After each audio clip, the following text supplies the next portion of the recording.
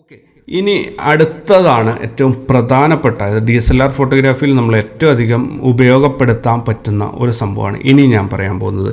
അതായത് focus and blur. ഈ ഒരു മെത്തേഡ് ഉപയോഗിച്ചിട്ട് നിങ്ങൾക്ക് ഒരു ഒബ്ജക്റ്റിനെ ഹൈലൈറ്റ് ചെയ്ത് കാണിക്കാൻ പറ്റും, അല്ലെങ്കിൽ കാഴ്ചക്കാരനോട് പറയാൻ പറ്റും ഇതാ ഇവിടെ നോക്കൂ എന്നുള്ളത്.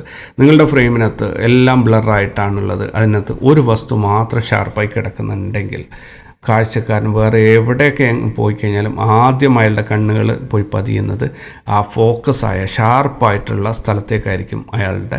ഇപ്പോൾ ഒരു കൂട്ടത്തിൽ ഞാൻ ആ സെൻറ്റൻസ് കംപ്ലീറ്റ് ആയി, അതായത് ഷാർപ്പായ സ്ഥലത്തേക്കായിരിക്കും അയാളുടെ കണ്ണുകൾ ചെന്ന് പതിക്കുന്നത്. ഇപ്പോൾ നിങ്ങളൊരു റോഡിലൂടെ ഒരു മെട്രോ ഇറങ്ങിയിട്ട് ഒരു കൂട്ടം ജനങ്ങൾ ഇങ്ങനെ ഇറങ്ങിപ്പോകുന്നതായിട്ടാണ് നിങ്ങളൊരു ഫോട്ടോ എടുക്കുന്നത്. ഒന്നുകിൽ നിങ്ങൾക്കതിനകത്ത് എല്ലാവർക്കും ഈക്വലി ഇമ്പോർട്ടൻസ് കൊടുത്തിട്ട് ഷൂട്ട് ചെയ്യാം. അപ്പോൾ എല്ലാവരും പോയിൻ്റ് ഓഫ് ഇൻട്രസ്റ്റ് ആണ്, ഒരു സാധാരണ ചിത്രമാണ്.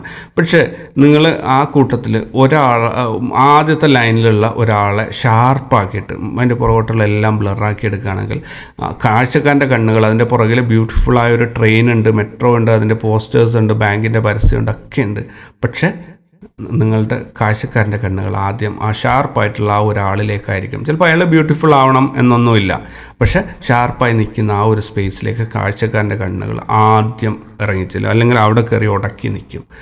അത് പിന്നെ അവിടെ നിന്ന് അത് കണ്ടതിന് ശേഷം, അത് തിരിച്ചറിഞ്ഞതിന് ശേഷം മാത്രമേ കാഴ്ചക്കാരൻ്റെ കണ്ണുകൾ മറ്റുള്ള ഭാഗങ്ങളിലേക്ക് അന്വേഷിച്ച്, അതായത് ആ ഒരു ഒബ്ജക്റ്റിൽ അയാൾക്ക് താല്പര്യം ജനിപ്പിക്കാൻ പറ്റിയിട്ടില്ലെങ്കിൽ അയാളുടെ കണ്ണുകൾ മറ്റു ഭാഗങ്ങളിൽ തേടിപ്പോകും.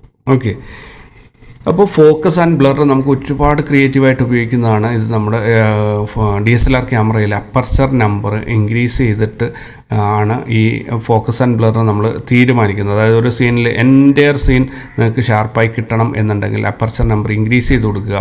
നിങ്ങൾക്ക് ഇപ്പോൾ ഒരാളുടെ ഫോട്ടോ എടുക്കുമ്പോൾ അയാളുടെ മുന്നിലും പുറകിലുള്ള എല്ലാം ബ്ലറായി വരണമെങ്കിൽ ഒരു അപ്പർച്ചർ നമ്പർ കുറച്ച് വന്നിട്ട് ഒരു 2.8 താഴോട്ട് കൊണ്ടുവരികയാണെങ്കിൽ നിങ്ങൾ ഒരാളിൻ്റെ ഫോട്ടോ എടുക്കുമ്പോൾ അയാളുടെ മുന്നിലും പുറകിലുള്ള എല്ലാം തന്നെ ബ്ലറായിട്ട് വരും. നിങ്ങൾ ഫോക്കസ് ചെയ്ത ഒരു ആൾ മാത്രം ഷാർപ്പായിരിക്കും, അതിൻ്റെ മുന്നിലും പുറകിലുള്ള സകലതും നിങ്ങൾക്ക് ബ്ലറായി കിട്ടും.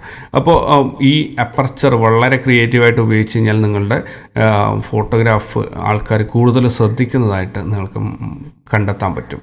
ഓക്കെ, ഇപ്പോൾ ഇതിനകത്ത് ഞാൻ പറഞ്ഞ കാര്യങ്ങൾ ഒന്ന് നോൺ ഒബ്ജക്ട്സ് ആണ്, പിന്നെ ഒന്ന് വലിയ സൈസുള്ള ഒബ്ജക്ട്സ് ഒരു ഫ്രെയിമിനകത്തുണ്ടെങ്കിൽ അത് ആൾക്കാർ തിരിച്ചറിയും. പിന്നെ പറഞ്ഞത് കളർ ആൻഡ് കോൺട്രാസ്റ്റ് ഡിഫറൻസ് ഉണ്ടെങ്കിൽ അത്, അതായത് ഒരു ഫ്രെയിമിനകത്ത് പെട്ടെന്നൊരു സ്ഥലത്ത് കളർ ഡിഫറൻസ് അല്ലെങ്കിൽ ഒരു ഒരു കളറിൻ്റെ ഇൻറ്റൻസിറ്റിയിൽ വ്യത്യാസം ഉണ്ടെങ്കിൽ ആ ഭാഗത്തേക്ക് ആൾക്കാരുടെ ശ്രദ്ധ പോവും. അതേപോലെ ഹൈലൈറ്റ് അല്ലെങ്കിൽ ബ്രൈറ്റ് സ്പോട്ട് ഉണ്ടെങ്കിൽ അത് അവിടത്തേക്ക് ആൾക്കാരുടെ ശ്രദ്ധ പോവും. പിന്നെ പാറ്റേൺ ബ്രേക്കിംഗ് ഉണ്ടെങ്കിൽ അവിടത്തേക്ക് ആൾക്കാരുടെ ശ്രദ്ധ പോവും. പിന്നെ ബ്ലറായ ഏരിയയിൽ ഫോക്കസായ ഒബ്ജക്റ്റ് ഉണ്ടെങ്കിൽ, അല്ലെങ്കിൽ ഒരു എക്സ്ട്രാ ഷാർപ്പായ ഒരു ഒബ്ജക്റ്റ് ഉണ്ടെങ്കിൽ കാഴ്ചക്കാരൻ്റെ ശ്രദ്ധ അവിടത്തേക്ക് പോവും.